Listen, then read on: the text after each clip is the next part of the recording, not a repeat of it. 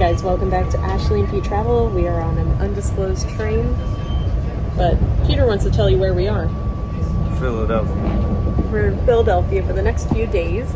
Right now we are going backwards, but heading to Center City. So welcome old friends, hello new friends. Let's go on a Adventure together. All right, we exited the train and got to our first stop, Reading Terminal Market, Peter's favorite place. Oh yeah, that's my favorite place, 4th Street Cookie. This market has been a Philadelphia staple since 1893. They're celebrating 130 years. And this place has food, every food that you can imagine, somewhere, and it's about a city block and a half of just food. Peter knows where he's going, or so he says. I know Denix is in the middle. Right there. Oh, where?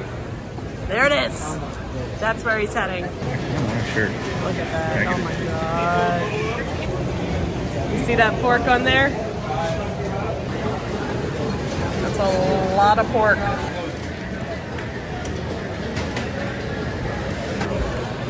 Let's see it. Oh. Now, like I said, this place will have anything from any different nationality, candy, sweets, everything. Philly cheesesteaks are a huge popularity here. They're making them right there. Here's something I don't remember, an entire store dedicated just to honey. Cajun. Cheesesteaks. Cookies. Japanese food. Greek food up here. Past a Chinese place. Tons of deli meats. Philadelphia style pretzels. Some Amish eateries here. There are just rows and rows of different types of food items at Reading Terminal Market. So you'll never go hungry if you're in Center City, Philly. And my favorite Chinatown in the country, right here in Center City, Philadelphia. There's some great restaurants here. There's great shopping here. I always have to come to Chinatown anytime I'm in Philly. And you can always find fresh duck hanging in the window. I remember coming here and they were showcasing that they had sneakers for sale right next to the duck. And now we are walking up to City Hall with William. Now for the longest time, William Penn was the highest point of the entire city. But then when they built some of the buildings here in the late 70s and early 80s, William Penn was no longer the highest point in the city. And we lost all major sports games. So when they built the Comcast building, they put a small William Penn up there just for superstition, and guess what happened? We won the World Series in 2008. For reference, that is the building where William Penn is not. That is the building with William Penn. Some of the coolest architecture is in this building as well. This is in the middle of City Hall. Now you can see City Hall is there. We were just there a few minutes ago, but if you look over here at this building, that is where I was born. And Peter's excited because he got a Philadelphia police patch. We made it back to Philly for our second day.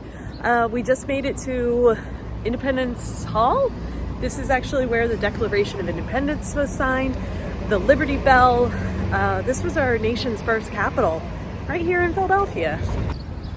So there it is, Independence Hall. And if we look through the window right here, we can see the Liberty Bell. So if you don't want to wait to see it, you can see it from the window right here, which is what we usually do because it's a long line. It's always a long line. And here is the line to see it. And here is a really cool point of seeing Independence Hall. And this is where Peter and I had our very first date. Neither of us are Jewish.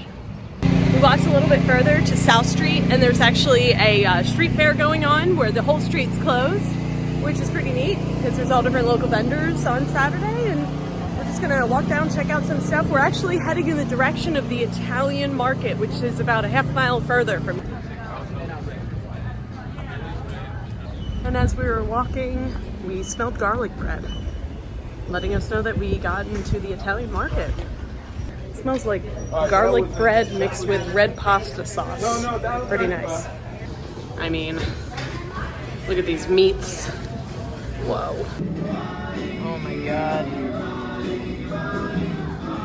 So anybody watching this that's vegetarian, I'm sorry. Now everybody knows Philly for cheesesteaks, but we know Philly for Tomato pie. tomato pie. There's no cheese on it. All it is marinara tomato sauce and the sweetness mixed with the dough. Got it on my shirt. He got it on his shirt. Oh, look at that. Dad. Oh my gosh. I just went to a place featured on Bizarre Foods and they had tripe and tongue. And they gave me a sample. I don't know which one is which.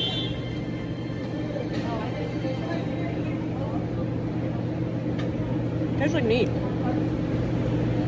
That's pretty good. Try this stomach. I'm gonna eat beef tongue.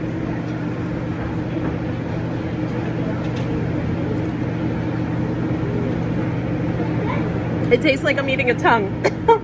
By the way, we also got these really cool looking Kentucky Derby hats from Maker's Mark, as well as a mint julep from the South Street Festival. But yeah, he just wanted to come check out Penn's Landing. There's a Dave & Buster's I used to go to a lot here. And just a fun place to come, I guess. So again, we're coming back to South Street a little bit later, but we just hopped in an Uber and we're heading to Macys. We found ourselves in downtown where we've arrived at Macys. Let's go in. This was known as the Wanamaker Building, and this is actually where they filmed the 1987 film Mannequin, which is one of my favorite films. Peter's gonna be so kind and opened a door for me. So kind. And here it is, inside of one of the coolest Macy's I've ever been to.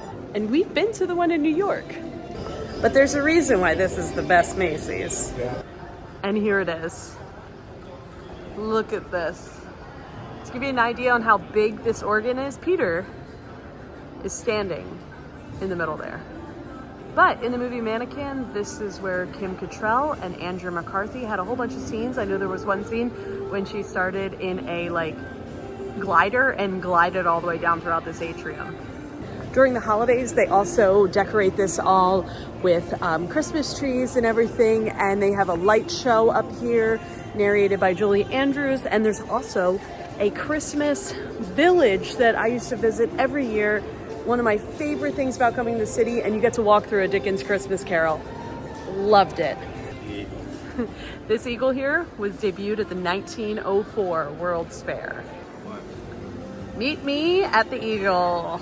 So we came up to the 3rd floor. You can actually see more Oregon up there. When this was a Wanamaker's, used to be able to go up all the way, and it used to, I believe, have 8 floors. They're now closed off, and the Macy's only has 3.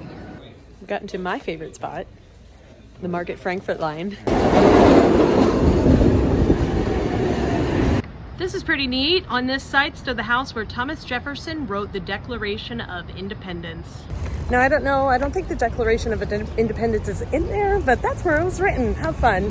All right, guys, we tried to go back to South Street. However, that festival is so crowded, and all we wanted to do is just sit down and hang out. So we found a dive bar, and the name of it is the Dive Bar.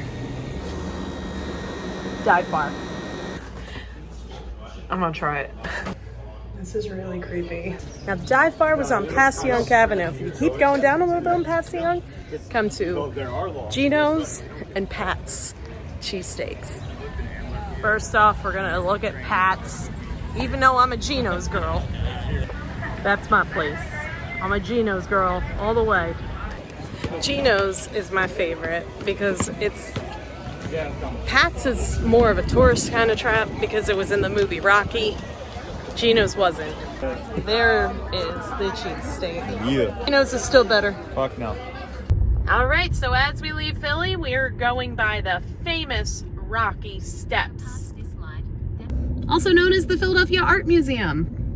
So if you look right there, you'll see the statue of Sylvester Stallone as Rocky and the huge line to take a picture with him.